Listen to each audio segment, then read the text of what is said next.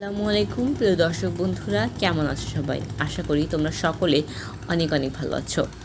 আজকে আমরা যে বিষয়টি নিয়ে আলোচনা করব সেটি হচ্ছে অষ্টম শ্রেণীর স্বাস্থ্য সুরক্ষা বিষয়ের শারীরিক ফিটনেস অধ্যায়ের 40 নম্বর পৃষ্ঠার সমাধান নিয়ে।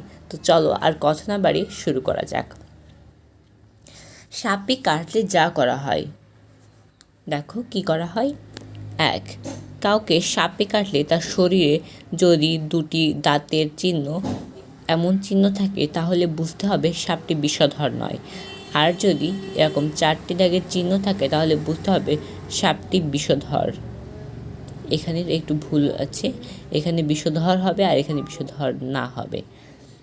2. সাপে কাটা স্থানের উপর ও নিচে দুটি বাঁধন দিতে হয়। 3. ধারালো ব্লেড বা ছুরি আগুনে পুড়িয়ে স্যাভলন দিয়ে মুছে জীবাণু মুক্ত করতে হবে। 4.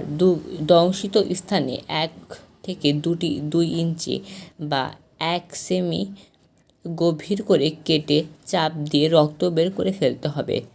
5. বাঁধন 30 মিনিটের বেশি রাখা যাবে না। 6. সাপে কাটা ব্যক্তিকে জাগিয়ে রাখার চেষ্টা করতে হবে। 7.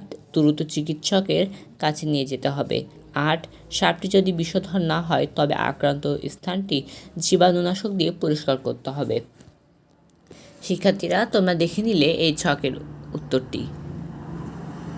আমাদের পরবর্তী ভিডিও পেতে অবশ্যই আমাদের চ্যানেলটিকে সাবস্ক্রাইব করে দাও। তোমাদের সঙ্গে দেখা হবে পরবর্তী ভিডিওতে। ততক্ষণ ভালো থেকো, সুস্থ থেকো।